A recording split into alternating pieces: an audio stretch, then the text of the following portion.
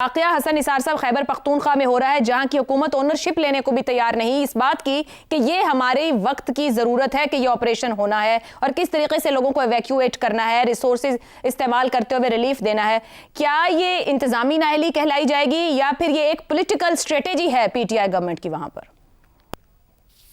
यार क्या कि वो अजीबो गरीब सी बात होती है, मेरी तो समझ में नहीं आती कि कौन इसकी ओनरशिप। 28-29 करोड़ की ओनरशिप कोई नहीं ले रहा। आप किधर वो क्या था प्लाजा प्लूजा कराची का, एक ये रोज़ एक तमाशा सा आ जाता है, देखें बाय ओनली 13, इस तरह बात समझ नहीं, मैक्रो लेवल पे ज़रा मेरे जैसे बंदे को समझ नहीं आती। एक बड़ा मशहूर मिसरा है, दोनों तरफ है आग बराबर लगी हुई। हमने इसको प्रमोट कर दिया है, चारों तरफ है आग बराबर लगी हुई। इसको और तरीके से, मैं और तरीके से देखता हूँ, मुकम्मल तौर पे उफ़की और अमूदी, उफ़की और अमूदी इंतशार का शिकार माशरा मुख्तलिफ लेवल्स पर इसी तरह के शाहकार मसलसल पेश कर रहा है। बज़ाहिर वो बिल्कुल आपको एक जैसे नज़र नहीं आएंगे जैसे सगे माँ बाप की औलाद में मुमासलत बाज़ोक़ात नहीं होती। अच्छा, पेश कर सकता है और कर रहा है। यहाँ एक चीज़ प्लीज़ समझ लें, कौम कौम कौम, इंतशार और इत्तेहाद का एक फ़र्क। मैं आपको एक शेर सुनाता हूँ। हाथों में हाथ पकड़े हुए यूं खड़े थे दोस्त, दरिया को भी गुजरने का रास्ता नहीं मिला। यहाँ तो अभी ड्रामे लगते हैं। एक पेज पे है कौन? असेंबली में जो बैठा है उसके साथ, वो एक पेज पे नहीं है। एक जमात में लोग एक पेज पे नहीं है। अच्छा, तो ऐसे माहौल में जिम्मेदार का तयन करना मेरे जैसे बंदे का तो बस का बात नहीं है। ये शाहजाद साहब ने अपने जवाब में नीयत और नीयतों दो ये लफ्ज़ इस्तेमाल किए। बात यहाँ ख़त्म हो जाती है, बाकी सब कुछ मोर ओवर है। ये मनशियात की फैक्ट्रियों से लेके डकैतियों तक, चोरियों तक, मिलावट तक, ये करोड़ चेहरा एक डायन है। आखिरी बात प्लीज़, वो आपने 2-3 दफ़ा रिपीट किया है तो मुझे बुरी लगी है। जी और अच्छा बुरा लगना किसी बात का मेरा हक है। रियासत और सियासत को आप अलग-अलग कैसे देख सकती हैं? ये तो रूह और बदन वाला मामला होता है।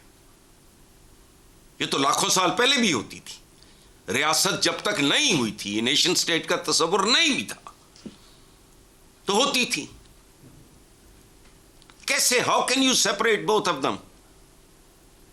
सो ये हसन निसार साहब, कतई कलामी की माजरत, रियासत में पूरे मुल्क के क्रॉस द बोर्ड अवाम के मफादात देखे जाते हैं। Maybe I am wrong, मगर सियासत में पाकिस्तान की सियासी जमातें अपने अपने छोटे छोटे मफादात देखती हैं। मुस्लिम लीग नून हो तो नून के मफादात, पीटीआई हो तो इमरान खान के मफादात, पीपल्स पार्टी हो तो भुट्टो के मफादात। ओ भाई, ये 30 साल पुराने कॉलम उठा के देख लें, ये है क्या? हद हो गई यार। आप कल की आगे पीटीआई पहले कौन थे? ये लोग कौन थे? नून लीग पीपल्स पार्टी के जमाने में, याद है? बिल्कुल सर। अगर मैं गर्क कर दूं, मैं इसको तड़ियां निकाल लूं, तो कोई नई बात है? नहीं, यही तो कह रहे हैं। क्यों इसको पकड़ रहे हो आप? ये डे वन से है आपके यहाँ। ठीक हो गया। एक खास तरह का तबका है जो 1857 के बाद पैदा हुआ। Agree, totally agreed. बस आमिर अहमद साहब वजीर आला खैबर पख्तूनख्वा कहते हैं कि बंद कमरों में होने वाले फैसलों के खिलाफ खड़े हैं और वो इसी बात पर कह रहे हैं कि वो एहतजाजी सियासत का रवैया इख्तियार करते भी दिखाई देते हैं। 2008 से 13 के दौरान जब ऑपरेशंस हुए तो हुकूमतें, यानी कि वो वफाक हो या सूबाई हो, वो एक पेज पर रहीं और ऑपरेशंस को सियासी मकासद के लिए इस्तेमाल नहीं किया गया, बल्कि दहशत गर्दी को कंट्रोल किया गया। मगर हम पिछले 4-5 साल से इस एक मामले पर कि टेररिज्म को और खासतौर पर खैबर पख्तूनख्वा और क्रॉस बॉर्डर होने वाले टेररिज्म को कैसे हैंडल करना है, एक बयानिए पर नहीं आ सके। आपके ख्याल में इसका हल क्या है जब सूबा और वफाक इतने अहम मामले पर, जहां रियासत उसको हैंडल कर रही है, एक बयानिया बनाने की कोशिश में, ये कॉन्फ्लिक्ट हमें क्या देगा? कुछ तो चीज बहुत ही, एक आप सब लोगों की बातों से भी और वैसे भी सूरत हाल के अंदर से भी एक चीज तो बहुत ही वाज़ेह हो गई है ना, कि इस दहशतगर्दी के खिलाफ जो पाकिस्तान की जंग है, उसके अंदर जो हकीकी मैदान जंग है वो 13 नहीं है आयशा। वो तो एक वक्ती मार्के होते हैं जो कभी सवात में हमें नजर आते हैं, कभी बाजौड़ में नजर आते हैं, कभी वो आजकल तीरा में नजर आ रहे हैं, कभी वो पेशावर तक वो पहुंच जाते हैं। जो असल मैदान जंग है वो सियासी कशमकश है जो कि इस वक्त वफाक और सूबों के अंदर जारी है। और जब आप जिम्मेदारी उसके जाहिर है कि वो उस कशमकश का नतीजा है। ये आप जिसको हम लोग कहते हैं ना कि ये इंतजामी प्रॉब्लम्स हैं कि उन लोगों को सही संभाला नहीं गया और उनका ख्याल नहीं रखा जा रहा और वो ख्वार हो रहे हैं, बड़े बड़े मौसम के अंदर भी बड़ी मुश्किलात उठा रहे हैं। ये सारे ये सिर्फ इंतजामी नाअहली नहीं है, ये बराह रास्त एक और अनअवॉइडेबल नतीजा है उसका कशमकश का जो इस वक्त वफाकी और सूबाई हुकूमतों के बीच में जारी है। और ये हमें जो इससे जो पता चलता है, अगर आप मकामी साफियों से बात करें तो इस वक्त तीरा में बहुत बड़ा गलबा है उन तालिबान का जिनको अफगान हुकूमत ने पनाह दी हुई थी। लेकिन दिलचस्प बात यह है आशा कि इन लोगों को उन्होंने भी काबुल के करीब नहीं आने दिया था, इनको दूर दराज के सूबों में भेजा हुआ था।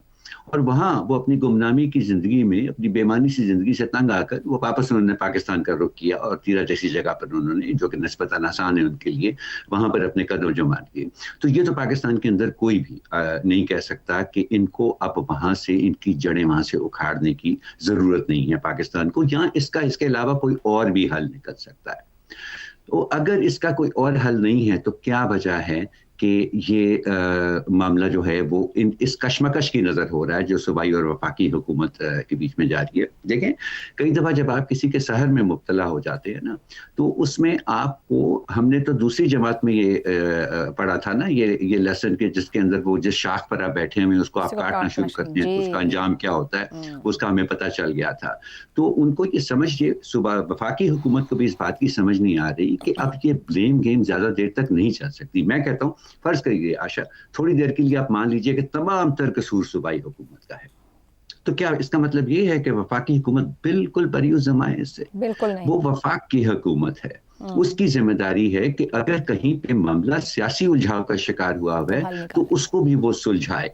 आपको मैं एक एग्जांपल देता हूँ, पाकिस्तान के अंदर एक इदारा है, आईनी इदारा है, काउंसिल ऑफ कॉमन इंटरेस्ट का। उसके अंदर प्रोविंशियल अफेयर्स भी आते हैं, सिक्योरिटी मैटर्स भी आते हैं। आइन आपको पाबंद करता है कि हर 90 रोज के बाद एक इजलास उस इदारे का जरूरी है।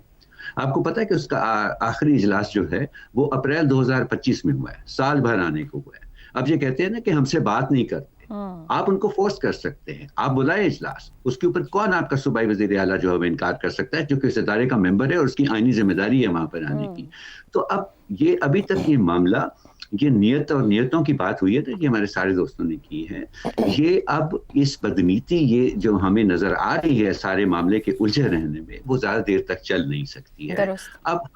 अब वफाकी हुकूमत को चाहिए कि वो अगर नहीं सूबाई हुकूमत कुछ कर रही है तो इस मामले को फोर्स करे। अब ये ब्लेम एक दूसरे को इल्जाम तराशी से ना, ये वो पुराना खेल जो है ये अब नहीं चल सकता, क्योंकि ग्राउंड रियलिटी इतनी खतरनाक हो चुकी है कि अगर उसे ना निपटा गया, सवात में आपको ऑपरेशन करना पड़ा था ना, आप 2 साल तक डिनाई करते रहे कि वहां पे कुछ नहीं हो रहा, वहां तालिबान का कंट्रोल नहीं है, आखिरकार वहां पर ऑपरेशन करना पड़ा ना। तो इन हालात को मद्देनजर रखें, थोड़ा सा होश के नाखुन लें और एक दूसरे के साथ मिल बैठकर इसका कोई हल निकालें। Very valid